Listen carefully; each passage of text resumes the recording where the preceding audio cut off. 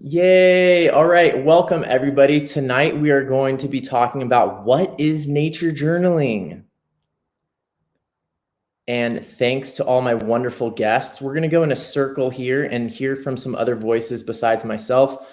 Thanks to everybody in the live audience who's joining in. And I will also be trying to share a bunch of comments from Facebook on people's definitions of nature journaling. So let's just start maybe with quick definitions from all of you that are here: Lindsay, Amy, Tamara, and Ivea. And we'll start with Lindsay and end with Ivea just because that's the clockwise, or not clockwise, but zigzag that I see on my screen right now. And maybe we'll switch it up. But Lindsay, starting with you, just maybe a brief definition in your opinion of what is nature journaling for you. All right, the short, sweet version, I would say it's the first couple steps of the scientific method. I'm a high school science teacher, so I'm always thinking about the steps. So observing and recording. So scientific method.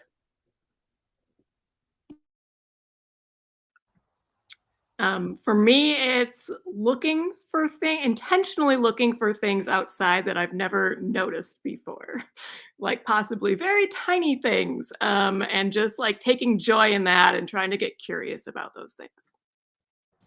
Cool. Tamara? Yeah, similarly, I would say noticing just amazing details about plants and animals that if I didn't stop and focus, I wouldn't have seen. And then when I'm walking around, it's like I see more after doing that. Great. Ivea? For me, nature journaling is falling in love with nature over and over and over again, and using a notebook to both record and also to enhance the process. Wow, this is great. I'm so glad that I brought some other people on to hear some other people's voices. Speaking of other people's voices, I'm just going to check in on the live chat over here and send some love over there. Leslie is here. Alexandra's here. Suzanne is here. James is here. Did I say Alexandra already? Eli is here. Jean is here. And I'm going to also at some point share some of these comments from the Nature Journal Club Facebook page, because a lot of people commented on their ideas of what nature journaling is. So some of you mentioned sort of process to it, and I think actually most of you did, and a lot of you mentioned feelings. Could you speak a little bit more to is nature, like to what degree nature journaling has to happen on paper? Yeah, maybe let's sort of speak about that a little bit. Like how much does nature journaling have to happen on paper? And we'll go in the same sort of do you do nature journaling that's not on paper, or is some part of your process not on paper? Sometimes I think my first year of nature journaling, I'm only a year and a half, 2 years in. For me, I like to take a lot of pictures and then come back inside and journal for my photos. But I find that, and we've kind of all touched on this, you get a new lens when you start nature journaling. You start noticing little things, and then you can't like unsee things. I can't walk the same anymore. I can't hike the same anymore. I don't wear glasses, but I literally feel like I have a new lens on that I'm like, oh, I did. And I'll walk with people and they're like, how did you even see that? I'm like, if you start writing things down, if you start drawing or sketching, or you just start to observe things differently around you that were there the entire time, but we just now see them. Great, thanks. So it sounds like there's some spillover from what happens on your pages to other aspects of your life. I just want to welcome Gargi here. And we're just talking a little bit about our definitions of nature journaling, and then how much nature journaling happens on the page, and if nature journaling also happens off the page. Gargi, what does nature journaling mean to you? So very broadly, I think I will talk about where nature journaling has helped me the most. So to me, I just see the way Jack teaches and the way this community talks about nature journaling. To me, it gives me a framework to learn. So it essentially teaches me how to learn.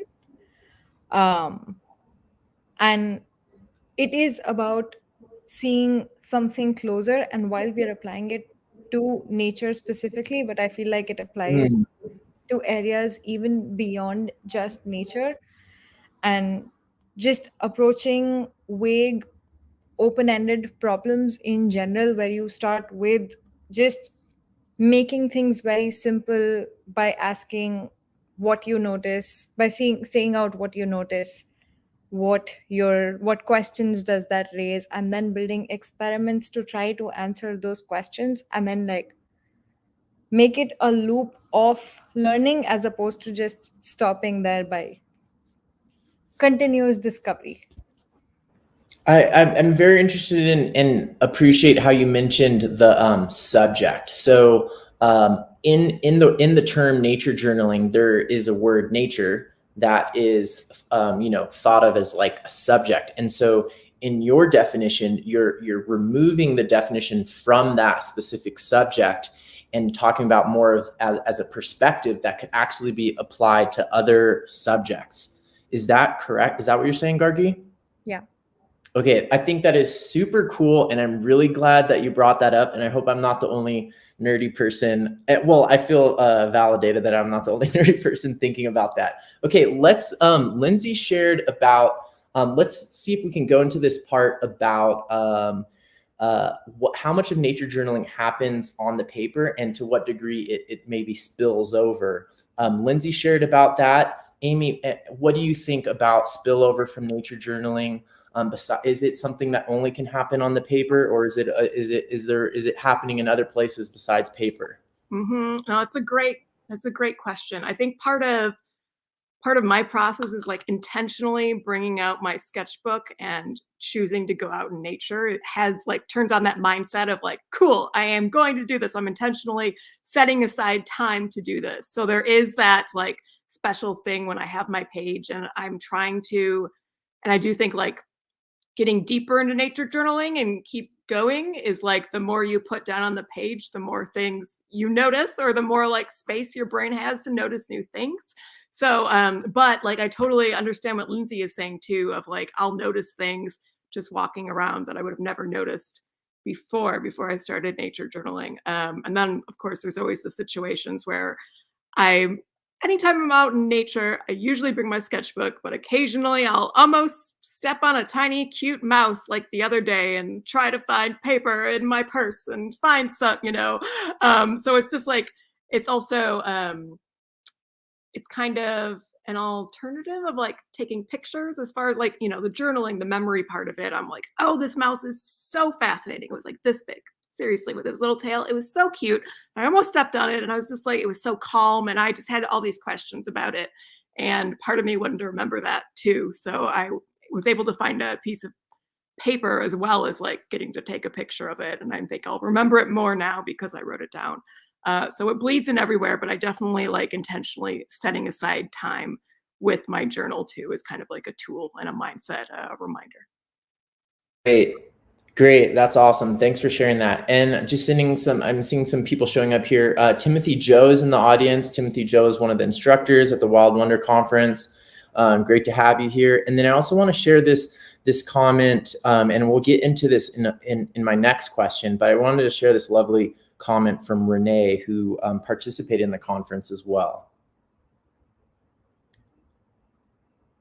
Really sweet that Renee joined in with her family at the conference and feels like the nature journaling community is a bit of a family as well. That is awesome. Okay, let's keep going, and we'll go Gargi, Tamara, Ivea sharing about nature journaling on paper versus, do you think some happens off of the paper as well?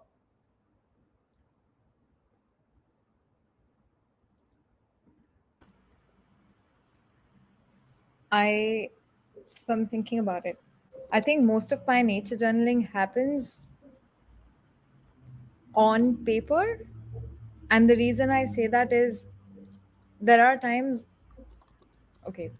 when I go out, I don't have a paper or a pen on me, and I see something that is very exciting.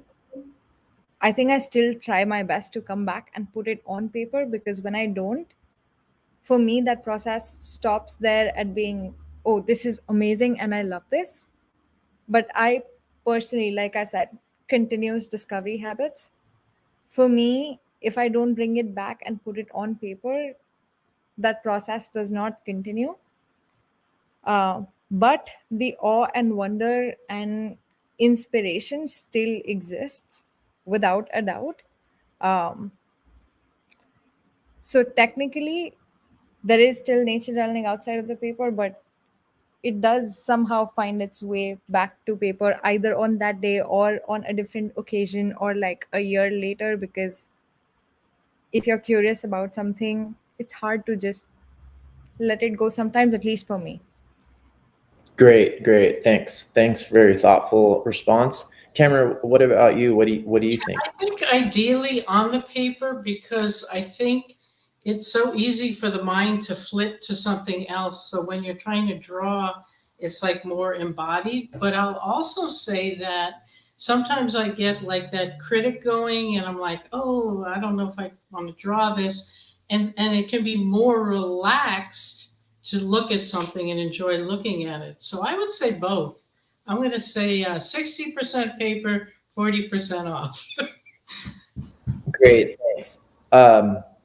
I know seems slightly esoteric in some ways, but it's relative to some of these, relevant to some of these conversations that have come up recently about photography, things like that. So thank you so much, Tamara. What about you, Ivea? What are your thoughts on this idea of nature journaling on paper versus off paper?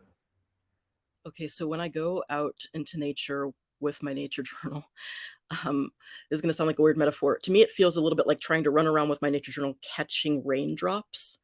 And even if my paper is absolutely saturated, you can never catch the whole sky. And when I'm in nature, I get so overwhelmed with thoughts and ideas. And no matter how fast I write, I can never keep up with it, ever. Ooh, cool. I love it. You got raindrops. It was literally me chasing raindrops. When you said that, I was like, I've done that, Ivea. So it was raining and I literally went out and I was just watching and I was like, okay, watercolor. So it's a fun little prompt to do. That's gorgeous. Oh, I want to try that now. Thank you, Lindsay. And so for me, it's really, really hard to get even a fraction of what I'm experiencing outside onto my page. And sometimes I'll leave feeling kind of dismayed about that. I'll feel sad that I didn't catch everything, or stressed out that I didn't catch everything. And other times I just enjoy the process. It's also kind of leaving myself clues for the future. Because I get so overwhelmed, it's hard to keep it all in my head when it's rushing through. And then I wind up coming back later on. And so it's like, I'll leave myself a clue in the form of either metadata or question or just noticing a quick pattern that had happened. And then months later, I'll be reading and go, oh, that's significant to what's happening right now. And either it will jog an entire other chain of memories of things that I like that were in my head, or they'll make me a new connection. So even though I can't catch everything, it's still super duper important to me. But most of my, at least, experience in nature, and therefore I guess nature journaling in general, happens off the page and in my own head. And yeah, that makes it both wonderful and also really difficult when it comes to nature journaling. Thank you for asking. Very cool. People love that metaphor of catching rain in the live chat here. And I also really appreciate the sort of idea of that a journal is a way to talk to like your future self. And there's a lot of interesting stuff if you really want to get into it, philosophically and cognitive science wise, about like self and time and like that the frequency with which like our whole brain is like changes and all of, so it's like you are communicating to a different being in the future. I'm going to give some love over here on the live chat and the Nature Journal Club Facebook page and share some other people's definitions of nature journaling, and then I'll come back around to our Brady Bunch sort of audience here and see what people think about some of these definitions. Okay, so I'll start here with the most recent from the live chat. Leslie says, I have noticed something in nature every day. I feel better regardless of whether it gets in my journal or not. So sort of responding to the, whether it's on the page, ends up on the page or not. Susan says, nature journaling is a way to keep and explore all the amazing things I see and hear. Being out in nature has always and will always make my heart beat happy. Great. And then let me see some of these other ones here. Anonymous Facebook user loved your metaphor. And let's hear 707 Gaming says, nature journaling for me is my soul connecting with nature and my hands writing the event on paper. Nice definition. Kate mentioned something that please help me remember to bring this up this aspect of to what degree nature journaling is about community. Because so far we've been talking about sort of personal practice. So let's try to remember to bring that up. Gisella's definition is nature journaling means improving my stewardship skills by compassionate and sustained involvement by any means possible. Love that Malcolm X quote right there, dropping some Malcolm X. That's serious. And also props to Ivea, the mention of stewardship that Gisela is giving here. I'm sure Ivea had something to do with that. Let's see if I can find some of these other comments on people's definitions from the live chat. Go ahead, if you're watching this live, type into the live chat your definition. Okay, here we go. Angie couldn't make it for the live, but she said, to me, nature journal is an expression of love for all creation. So another use of the word, I see someone else used love before. Okay, I'm gonna read a couple from the Facebook group, so don't get too, I hope you all don't get too tired here. Let's see here. Let me see if I can find these. Someone in Australia asking about the time. Okay, Lena on the Nature Journal Club Facebook group said nature journaling isn't art and or essays. So this is interesting because talking about what it isn't something you do to perform. It isn't to show off. Instead, it is a way for you to learn, to see, to reflect over reality, to practice asking questions without knowing answers. You make pages for you, not for a teacher. It is a path to grow, to get grounded, and a whole bunch more. So that's from Lena. She is apparently teaching nature journaling in college classes. Let's see what else. Who else we have on here who on the Nature Journal Club Facebook page. Okay, Jenny said, nature journaling is the practice of connecting to the world around us, experience it deeply and documenting it using pictures, numbers, and words. So she talks about the 3 languages. Here's a really brief one from Tracy. Nature journaling, combining art and science to create joy. Let's see if there's any other. Carmen says, observation and recording nature as a tool to connect with the natural world and other people. Okay, that's a perfect segue into my next thing. So what is the importance of other people, in your opinion, and community to nature journaling? To what degree is nature journaling about other people? We'll keep the same rotation if that's fine. So I feel like my community is out in California. I have not met you guys in person before, but being on the East Coast, I'm starting to grow out here. But I teach this to my students, high school level, as well as starting in the community aspects as well, trying to gather groups of adults, children of all ages. But for instance, today I took my students out. I did just post it in the Nature Journal Club. I took my students out and I said, talk to a tree. And they, of course, were like, what? What are you talking about? And some of them might be actually watching this, which is awesome because we went out and I had them spread out. So we were still all there together, but experiencing it slightly different with whichever tree. Somebody had just said it too. Not always having answers to the questions that we ask, and I think that's really important to be okay with, and for me it's to spark my students' curiosity again, or when I say students, again, my high school students or anybody that I come in contact with, because somewhere along the way we've gone to, oh, I can look that up, oh, I can just go to Google and look it up, and it's like, no, keep asking questions. Where's that like 5-year-old self And I literally have people like kind of flick off the thing off their shoulder or the bug in their head that says, you can't do this, you can't draw, you can't capture this moment. I literally have them kind of like flick it, it's gone, it's away. Everybody can nature journal. So I'm learning more about this, and I'm really curious what others have to say about bringing the community aspect into nature journaling. Great. I love how you mentioned the sort of geographic in-person community versus virtual community. That's an important thing for us to be thinking about. And you were at was it the educator forum or the thing with Rebecca where we were talking about how the community is spread out? Yeah, with Rebecca this afternoon. Yep. Okay. Yeah. Great. Okay, how about you, Amy? What do you think about the role of people and community in the definition of nature journaling? Yes, community is so important to me. And like, I've just been lucky enough, to witness like all this spreading joy and just like these total nerd fests of just like, oh my gosh, you notice what? Oh, whoa. And it's like, I need alone time too when I'm like really looking into something in detail. But it's interesting too. Like sometimes when people ask me my hobbies, I'm kind of like, well, I go out in nature a lot. And they're like, oh, you hike. And I'm like, well, I get really pulled into something like my first few steps. So I don't know if you could consider me a hiker. Like I get so obsessed with one aspect that it's like I am missing a lot of maybe the other general things. So if you go out and nature journal with other people, tends to like get obsessed with many different things, then you can come back together and you can share all the things you learned. And then people, or you'll go over and be like, what are you doing? Oh my goodness, and so it's just this like intense curiosity and like joy fests that are happening with each other.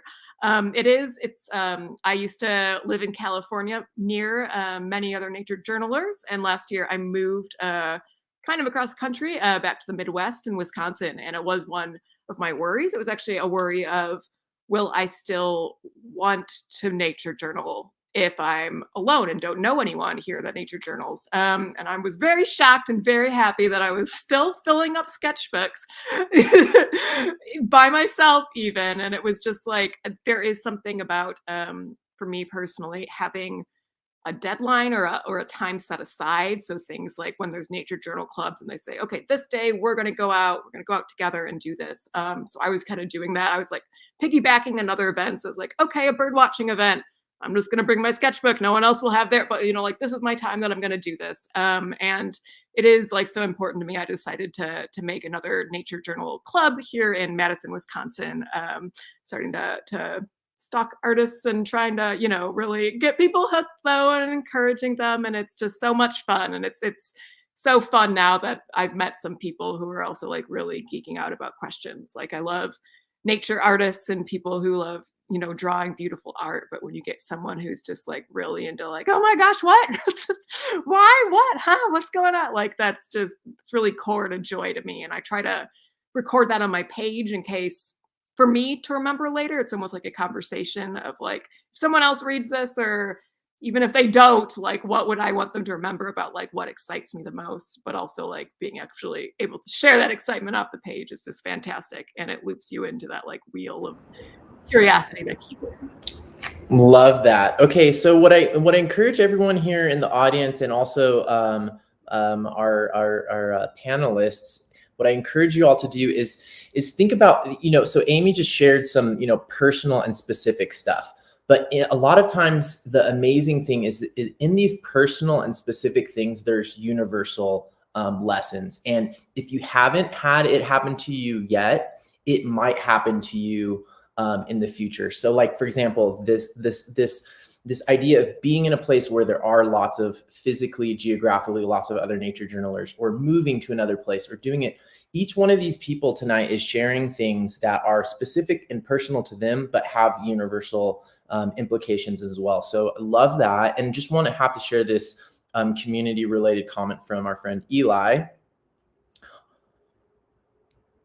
And so I received the comment recently that I should read out loud when I highlight these. But honestly, Eli says, honestly, my main attraction to nature journaling is all the amazing nerds I meet. I mean, I love it for itself, but holy cats, is the community fantastic. And he is not alone. Kate Rudder agrees 100%. So the community is important as well. Oh, Tamara had to go, so just wanted to thanks Tamara for sharing in. And if any of you all have to go at any moment, that's totally fine. Okay, let's keep going on this one regarding community and other people in nature journaling and how much that. Ooh, and Jayashri is here, so we might add in another person. So Gargi, go ahead and answer the question of how you feel. As far as definition of nature journaling goes, to what degree are people integral to that definition? Again, I'll bring this back to my definition. Everyone has a different definition. I'll bring it back to my definition of nature journaling, which is centered around learning. And to me, that learning does not happen unless there is sharing of ideas. And to me, that is equivalent to brainstorming. And brainstorming doesn't happen with one brain. And we all have a certain way of looking at things that's inspired by our personal journey. Like, I might be interested in just, say, things that move. Ivea will probably bring in a perspective of, hey, how does that work? Or like, how does botany work? Or like plants. And somehow, if we were to work together, we could like form a story around ecosystems and how things interact with each other in symbiosis. And just these little conversations increase the scope and excitement of the way you had been thinking about the world. And to me, just those moments of information exchange that leads to moments like, oh my god, I've never thought of that, and that's so exciting. And like, even thinking about that is giving me a dopamine rush. And I think that shared dopamine rush is what brings you closer, and like that shared passion about anything. So to me, it's a means to learn, but it's also been an amazing means to make new friends. And I've made friends that don't live just in my neighborhood, but like live in completely different countries, have had the opportunities to like go there and be like, hey, Laura Cunningham, I am visiting Death Valley. Would you like to come journal with us? And we've seen Death Valley the way we never would have seen ourselves. And I think there's just a lot of inspiration, friendships, shared learning that the community brings. And unlike Amy, I'm not someone who would probably. I have done this before. I have like taken a break because I was overwhelmed, and I noticed that I was like, my nature journaling tanked. So for me, I think community is essential to keep me going. I only have fuel to go by myself for so long. Great. Thank you so much for sharing. And Jayashri is here too. So Jayashri, are you ready to join the stream? I'm going to add you in. We're the conversation is going little by little, but basically we've talked about our definition of nature journaling. And right now we're talking about the nature journaling community and how important other people are to our definition of nature journaling. Maybe you could just share what does nature journaling mean to you? Go ahead and share, what does nature journaling mean for you? So, Marley, the first time I came across nature journaling was in Facebook. I was just recommended that group, but I never really indulged in it. But Wild Wonders Conference was an eye opener when I looked at so many artists and so much of knowledge that. Those people were sharing and the importance about the nature, protecting and preserving it. So that entirely changed my opinion about nature journaling. Until then, I was thinking nature journaling is just a hobby, but now that I'm seeing it serving a larger purpose, and I spent about like 2 complete days in the conference attending sessions, and the rest of the days I was working. So I'm looking forward to watching the recordings. And now the first thing that I see in the morning is the nature journaling page in my Facebook. I start my day with it because I'm so inspired by it, and it really serves a larger purpose than a hobby. That's what I realized. And this morning I did my first nature journaling page. So I observed the effects of sunrise. So as the sun was rising, I saw the earth was smelling, the grass was smelling. And until then, I didn't see, I didn't sense any smell.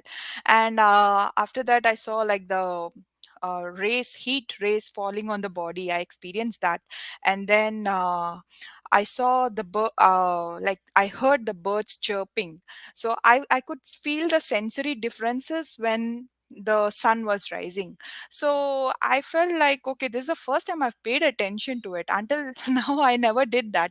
And I finished my first journaling page today, and I want to keep up with that. And I want to teach my son as well. He's like 1.5 year old, but I love art. So I want to do it together with him as he grows up. So I have some vision for myself and my child about nature journaling. So that's been my experience with it. So in a nutshell, what I think nature journaling is, it's sketch noting about nature. Simple, because sketch noting always inspired me. But I think applying it to nature is making a lot of difference. And I applied. I noticed, I wonder, and I it reminds me of, I applied these three things today, and I realized it's actually I noticed is present, and I wonder is about future, and it reminds me of is the past. So the past, present, and future, these three is awareness of these three things is actually mindfulness. So that is what my experience was this morning. So it's been amazing, and I really wanted Wow, to connect with other people on this group. Yeah, so that's why I messaged you like, okay, I want to connect with you. that And is I'm glad great. I got this opportunity to share my experience today. That is great. Thank you so much, and that is so inspirational. And I love how you mentioned that it's more than a hobby, and that's really amazing. And that yeah, it's very lots of inspirational stuff there. Thank you so much for sharing that. Just gonna share a comment someone posted on Facebook. Their mind is blown, and they think, and Joy thinks you're a genius. So some appreciation there from Facebook. Okay, so Ivea, what do I know you have some thoughts about community and nature journaling. In your opinion, how do other people in community relate to your definition of nature journaling? First of all, agree with Joy. My mind's like, whoop, I had to write that down and credit you. So it's like, wow. Okay. So how it relates to community. Well, first of all, I want to validate that there might be a bunch of folks out there who prefer nature journaling to be private just to them. And that is totally, totally fine and totally normal as well. I know that a lot of folks prefer to go out by themselves and to just really sit and be within nature, and that gives them a very deep sense of peace. And so that's real. For me, I've grown to really connect with the community in the sense that, well, for me, it's more than just the nature journaling. I guess you could say that being around this community makes me have better habits just as a human being. And so I feel extremely lucky to have found this crew, because they've really taken me in, and they've become my home. So I'm extremely thankful for the community. And so when it connects to my definition, it's about paying attention to nature. It's about learning how to pay better attention to the people in our communities. It's about learning compassion, both for nature and for our communities. And of course, I'm really big on stewardship. So nobody, I don't think anybody should ever be pressured to share if they don't want to. For me, I want to get better at sharing my work so that I can help other people fall in love with nature too. It's like what Jack says about how we protect what we love. And so I think that because I'm in this position to really sit down and focus on nature, I'm also in a position to help other people connect to it as well, and to grow this community of people who care about it and who try to protect it. And then I know that there's, especially since the pandemic, but including outside of the pandemic, there are a lot of folks who connect with nature, but then also are really dealing with the isolation and with the loneliness. And so I think that that's why this community has become so important, and why it's so important to be able to have somebody to talk to about this stuff, because a lot of us might be seen as the community weirdos because we're out there, wondering how to describe the smell of this plant or this soil, and it's amazing. And then we were surrounded by people who are just like, going, that person's peculiar. And it's better to have people around who understand and who don't make you feel like an outcast. So the community winds up being so important. Yeah. Acceptance. Awesome. Yeah, thank you for sharing that. And also, lots of respect to Jayashri for nature journaling something such as sun rays, releasing the smell of the soil. That takes like courage to go, something that seems so maybe, what's the word, like quotidian or kind of boring or daily. Focusing in on that to such a level, as Ivea says, could make other people think that you're crazy. So a lot of courage there for, you know, for doing that. And that is how we can share the mindfulness with other people. Okay, so this conversation is going amazing. One community related thing I want to share here is, I don't know if 707 Gaming is still on, but they mentioned they have no nature journaling people around them. So maybe someone could help out in the comments by sharing something, some resources about finding other nature journalers, because there are quite a few resources, right, Ivea, for finding nature journalers in your area. So just in case you do want to try to find other people in your area, 707 Gaming. And if that's an area code, that would be Sonoma County, Marin County. So I think we have quite a few nature journalers in that area. Just guessing that might be your US area code. So we'll post some resources for you just in case, no pressure. But thanks for sharing that. And then the next thing I want to get into, okay, this is a little bit tricky of a subject, but we're gonna talk about the A word. So art. Where does art come into your definition of nature journaling? Where does art come into your definition of nature journaling? I'm not going to say too much more because I don't want to prime the conversation, but where does art come into your definition? And we'll go Lindsay, and then all the way down to Ivea, so sort of zigzagging: Lindsay, Amy, Jayashri, Gargi, Ivea. And if any of you have to go at any moment, feel free to just type into the private chat that you have to go, and it's totally fine if you have to go at any time. We'll probably only go for like 10 or 15 more minutes. So starting with Lindsay, where does the A word, where does art come into your definition? My hands are sweating. Where does it come in? Where does it not come in? Art. I remember the first time I was journaling, nature journaling, and somebody was like, "Oh, that's amazing. You're an artist. You're so," the T word, ready? Talented. And I'm like, "I'm not an artist. No, I'm not. I'm just a nature journaler. I'm just writing down my observations." And I remember that so clearly of like, I'm not an artist. Now, a year and a half later, I see the difference in my pencil miles. Thank you, Ivea, for naming that pencil miles, because putting in that time, putting in the time to nature journal with, alone, from pictures outside, but art, yeah.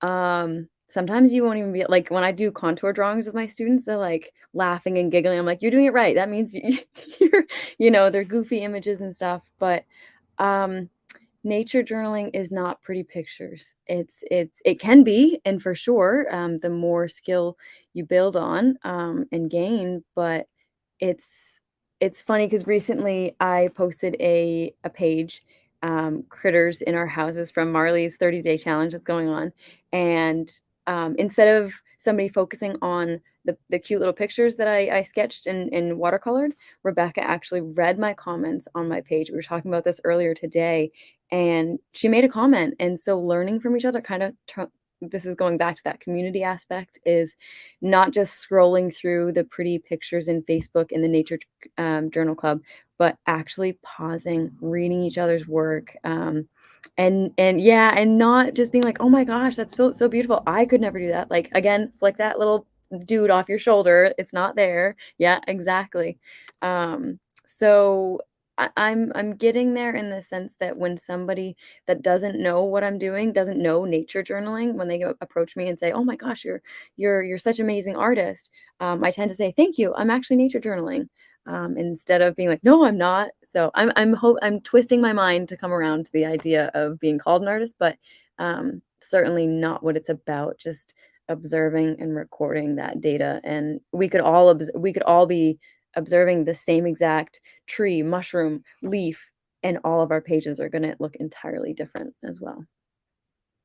Okay, great. And I said I wasn't going to prime it, but maybe I did. subconsciously, because Eli is responding that art is not a dirty word. So let's try to be as, and I hopefully I didn't intend that. Maybe the way that I said the A word messed it up. But okay, so let's try to be as objective as possible.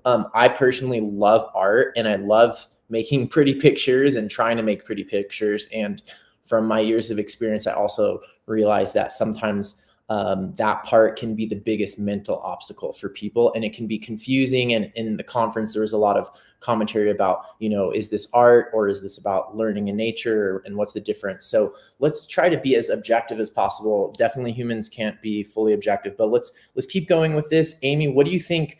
How does art in the most objective way possible play into your definition of nature journaling? I mean, I don't think I would have found the nature journaling community without being interested in art, right? Like it's an intersection.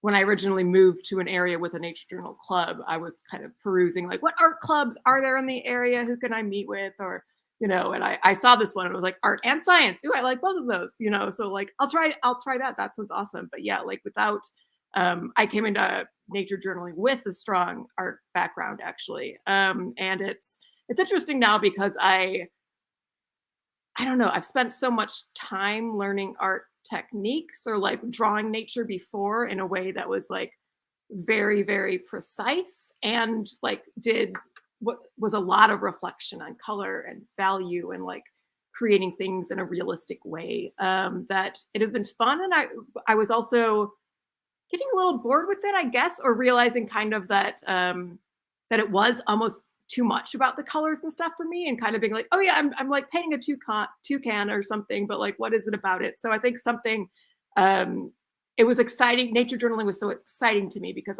I did like nature in a way, but I had never spent much time in nature.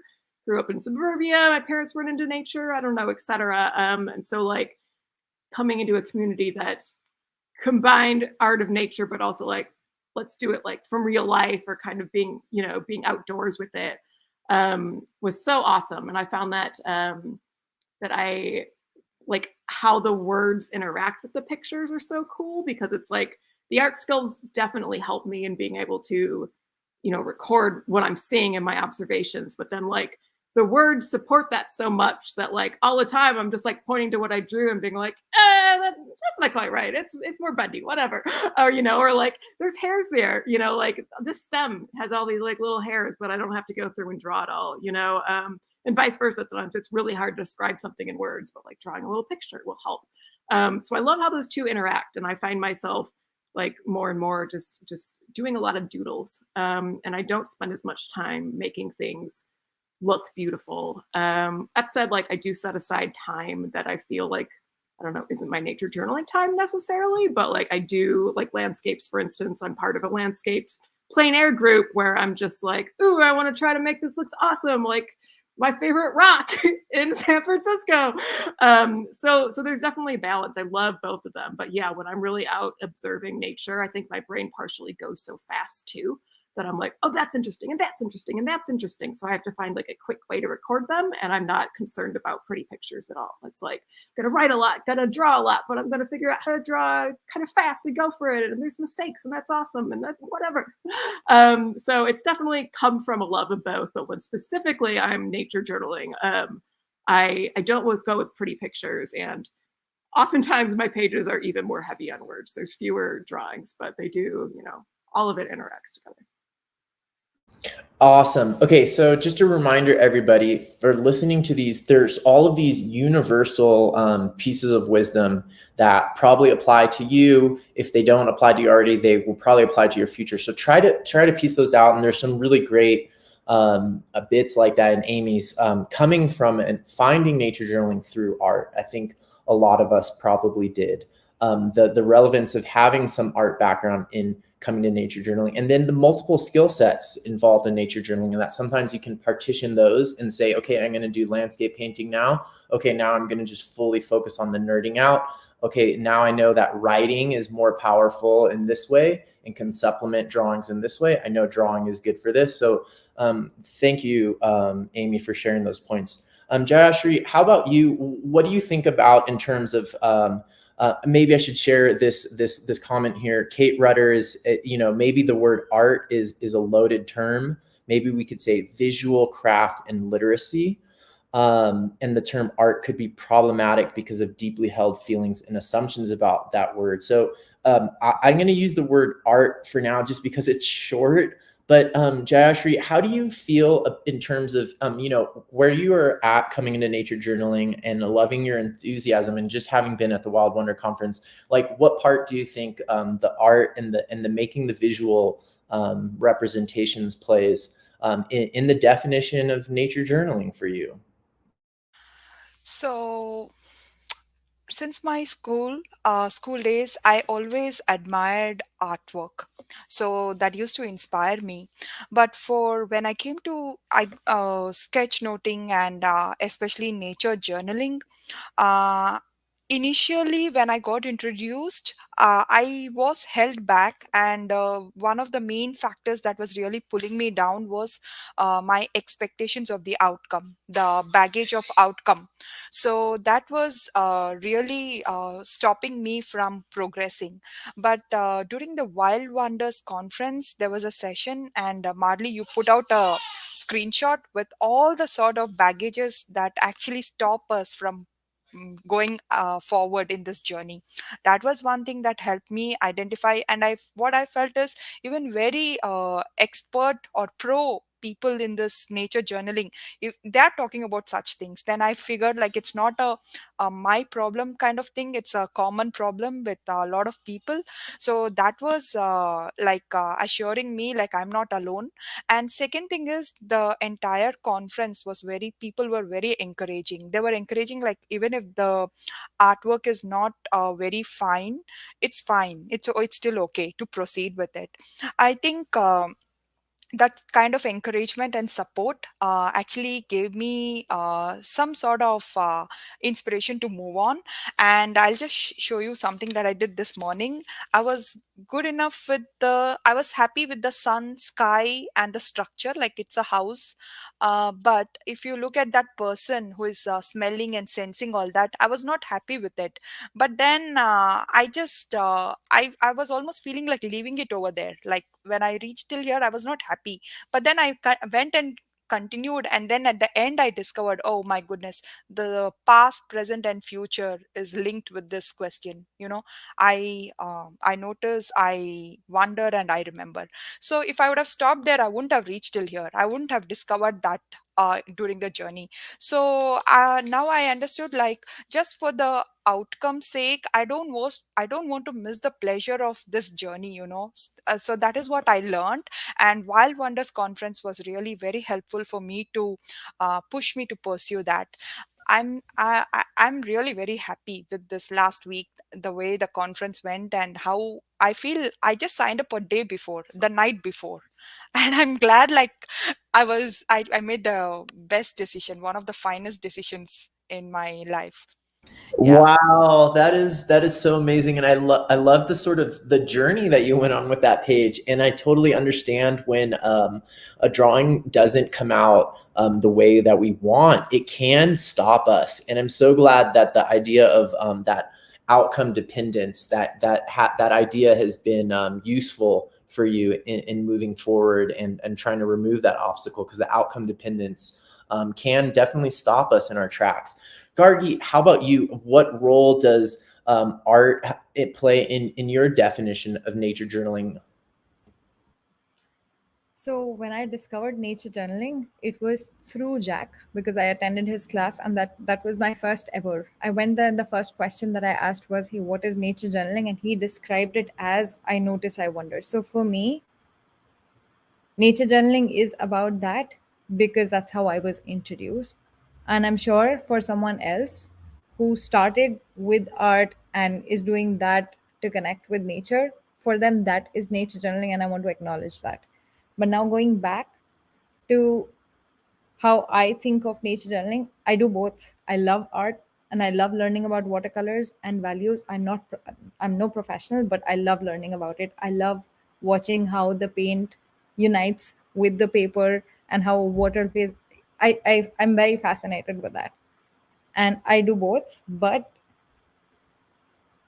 I've noticed that somehow when I'm just painting, I don't think it is nature journaling because I have been programmed to think that my that is my form of nature journaling with thinking involved and with like questioning involved. Um, but when I think of, even for myself, when I think of the possibilities that the possibilities of art's involvement in promoting conservation. So even when I post my pages on Instagram, I don't think people say or like have conversation about the text that goes in there. And they do comment on pretty pictures. And that obviously is a feedback loop that we all, obviously, everyone wants validation and everyone craves for that. And that put me on that journey for the longest time. And I think now that I'm comfortable with being uncomfortable in this journey, one thing that I think about sometimes is what if like people did both. People did nature journaling to like advance their learning of a topic and bring important environmental issues through art because that gets noticed and share it on broader platforms. So there is space for both, but I think we have to be mindful about when we bring each into the picture. And if we try to bring a lot of art into our learning process, that puts a barrier to our learning process. And yeah, I think it's about bringing art at the right time with the right intention to reach the right audience.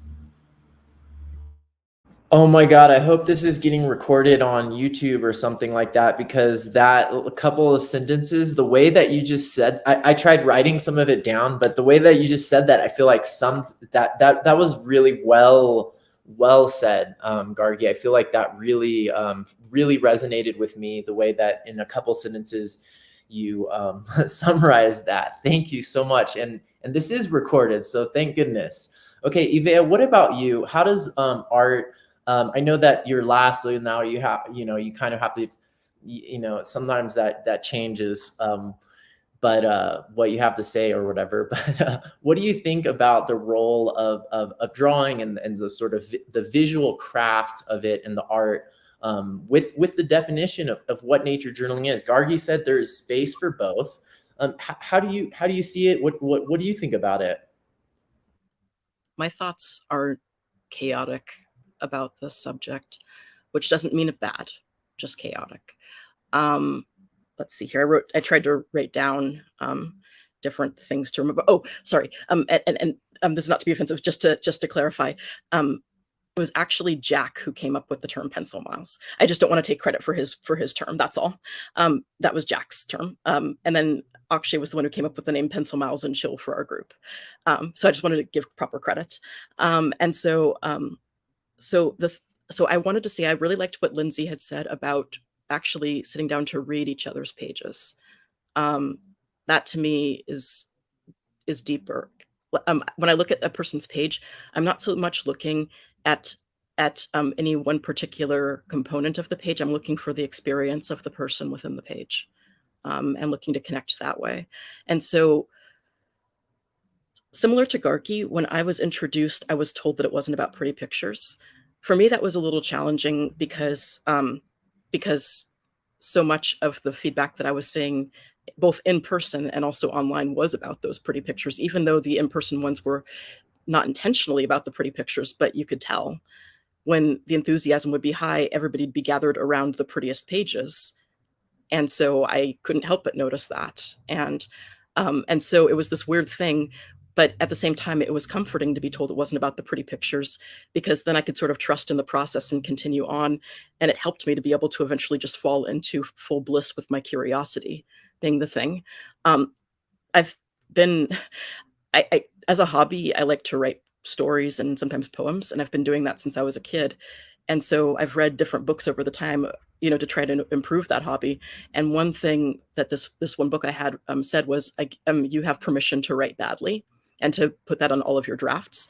And so I guess you could say that that was a similar thing that happened with the drawing bit, is that sometimes I'd even write on my pages, I give myself permission to draw badly. And so hearing it's not about the pretty pictures seemed to have that. And so then it was sort of like, you can enjoy the drawing process. And so that really helped me for a long time. And I experienced a long period of bliss. And then I had this sudden realization that had a bunch of different components to it earlier this year, that for a lot of the community, it is about the pretty pictures. And that might be controversial to say. And that also that my work would never be as looked at as the pretty pictures or as valued. And that hurt. It felt like getting stabbed in the heart. And it took me a while to come to peace with that and realize that who am I to yuck somebody else's yum? If a person experiences true joy from that art, then who am I to say that that's not nature journaling? And I now feel a great deal of joy whenever I see anybody pouring joy into their pages, no matter what form that joy takes. Unfortunately for me, it's left a bit of a mark in the sense that I still don't feel very good about my pages, not as good as I felt a year ago. Now it's like, I know my pages aren't good enough. It's been confirmed, and that hurts, and I'm working through that. But I think that art is a really good communication tool. And I think that it's okay to fall in love with playing with greens on your page when you're out in nature, or that feeling that you get when you draw something well. Of course, you're going to feel a zing of excitement. But I try, for my own personal definition, to see art more as the tool for understanding, similar to what you say, Marley, that art is a thinking tool. Or what I like to do is think of making my pictures as a question. I think that you've said that before too, Marley, using your drawing as a question. So I try to do that. And the times that I do let myself fall into enjoying the beauty of a page, I just try to let that be and just find peace in it and not be hard on myself, and also not put a label on it. I don't know. It's complicated. And my hope is that my insecurity is a phase, that it will eventually come back to me being full-blown curiosity. I guess my biggest fear about art is that, because I love art and I don't think that art should be excluded, my fear is that art excludes me, I guess, to put a summary on it. So, yeah, Eva, this is awesome. And thank you for having the courage to share this stuff, because I think sometimes it's hard to talk about. And I do think there is something about the drawings and the art that can be sort of this weak link. And there's something like really tender inside of a lot of us. And if our drawing doesn't come out a certain way, or if we do comparison, it really can be sort of this weak link that can, cause procrastination, can cause a lot of these different things. So thank you so much for, going into depth into that. And the two ideas that you shared. Let's hear from Gargi. Gargi has a hand raised. What do you have, Gargi? No, I want you to complete that thought and then talk more. Okay. So the give yourself permission is a super important concept, and a lot of times that's the starting point. And then the idea of drawing as a thinking tool, I think, is one of the main problems, is that today most people all around the world think of drawing as a decorative tool. You're creating something that looks pretty, but it also is a thinking tool.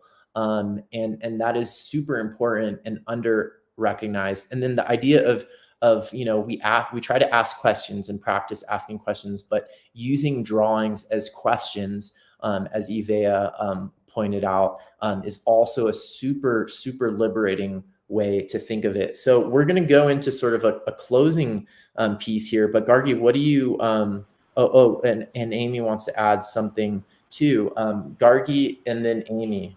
Sorry, I got very excited and I have to say this. Speaking of community and speaking of all of you talk about this subject, I thought of a new way of also describing this. Nature journaling is the input and art is the output. And I think, and the example that I had in mind was, if I am studying anatomy with the intention of like really studying anatomy, it'll show in my drawings.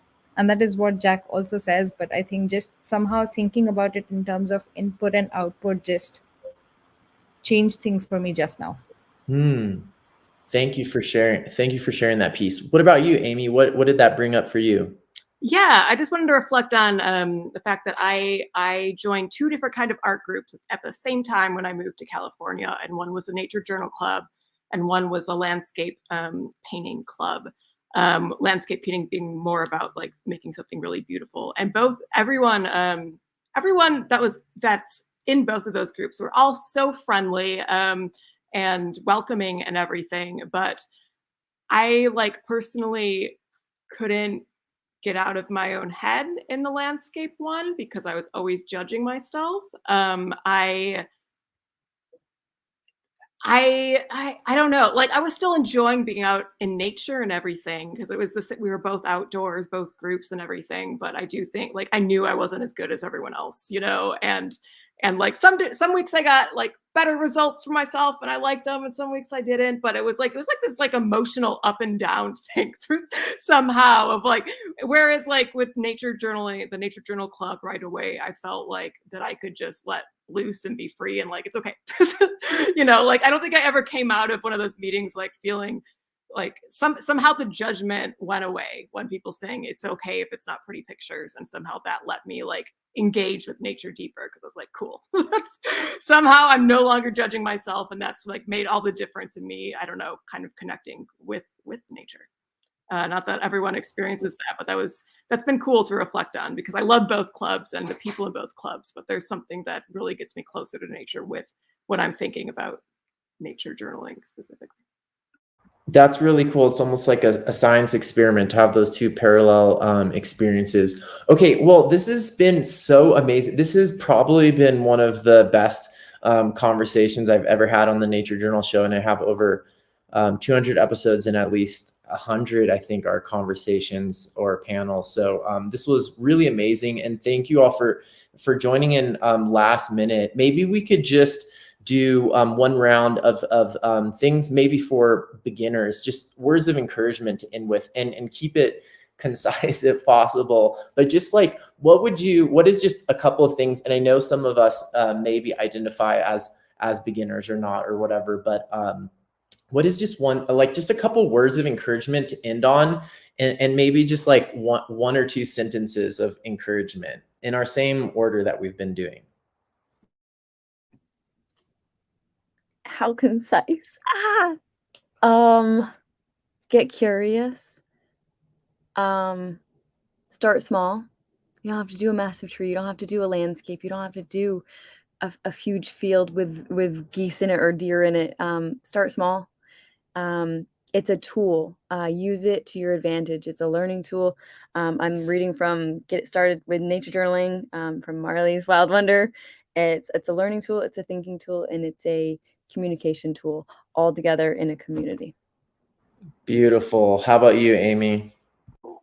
When people start nature journaling, I tend to think sometimes like if you're coming at this from an art angle, like continue doing that, but maybe just try to add like just a few words. Or the same thing if you're coming at from like a science or like a writing and journaling angle, like how could you use like one drawing or something? And then also kind of retelling them like I find words helpful in this circumstance, like trying to do all the little tiny hairs. I don't have to do them all, so that's great. But, I'm doing all these questions. Questions are easy for me. And, if I did it, so much easier for me to draw this than describe this. So it's just like, if you're really comfortable in one area, just try to bring in like that little piece of kind of just trying something new or vice versa. And it doesn't matter which one you're comfortable with, but like, see if you can start melding together pictures and words. Love that. Great advice. What about you, Jashri? I have 2 points. The first one is just start with 2 words like write and then draw. So first write. If you can't draw, it's okay. But whatever you're seeing in the nature, you write it and just try to draw only the nouns that you have written down, like sun, a bird, a tree, your version. Whether if it's exactly replicating that, what you're seeing, if it's not, it's okay. But write and draw the nouns, that's the simplest thing. And second thing is where to find the nature. I'm not living in all scenic places. I'm not living like I'm not hiking, camping regularly. I don't have time for all that.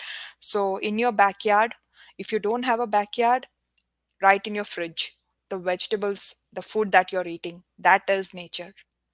So start from there. Awesome. You're an awesome beginner nature journaler. I love how beginners in nature journaling, I feel like beginners have a special place, unlike in any other thing where beginners, yes. Thank you so much. That was awesome. How about you, Gargi?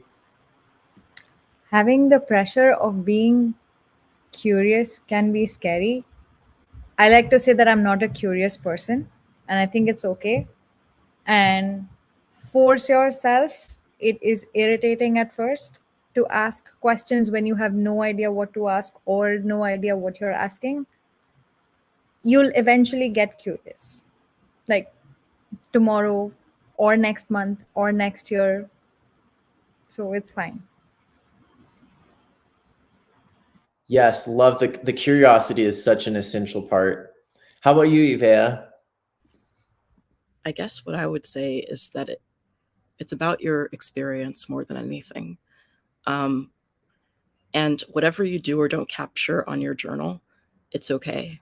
And whatever you do capture, it's valid. That it's about your experience. And when it comes to sharing that, look for somebody who wants to see your experience, who will look at your pages and look for the you within them and look and ask you questions about how you felt and care more about your responses and your joy than anything else. Wow, awesome. I don't know how I'm going to go to sleep after this conversation tonight, but it is late here, and I know it is late for some other people as well, including some of the amazing people who joined in the live chat. It turns out 707 Gaming is not in the 707 area code in California, but is in India. Thank you for sharing and using your son's gaming YouTube account for joining in. And just so everybody knows, this show happens every week at the same time. I try as much as possible, even when I'm in the Amazon rainforest, to make sure there's a show that comes out at this time. I know it's not the best time in India, or maybe I'm not sure. Maybe it's in the morning the next day. But thank you all for joining. And then also Ivea does regular things as well. Ivea, maybe you could type those into the chat real quick. But Ivea does really great things. If you want to join a virtual community of other people that are nature journaling, Ivea does multiples a week. And she'll put those into the chat. Hopefully, it's called Pencil Miles and Chill, and it's really fun. So I highly recommend. Here, let me copy and paste it because I don't know if. Here it is. Command copy. There's a lot of opportunities for people, no matter where you are in the world, to connect this way virtually. So there it is, Pencil Miles and Chill, Thursdays 8 a.m. and Saturdays 3 p.m. That's Pacific time, so like California time. Okay, everybody, thank you so much for participating in this conversation. That was splendid and amazing and moving, actually. So thank you so much, and thanks to everyone in the live audience. This will be recorded so you can share it with other people too. And yes, Eli, I wish we could all see each other in person. That would be amazing as well. Oh, MS Strout 99, thank you as well. Okay, everybody, bye and good night. Thanks for joining. Bye.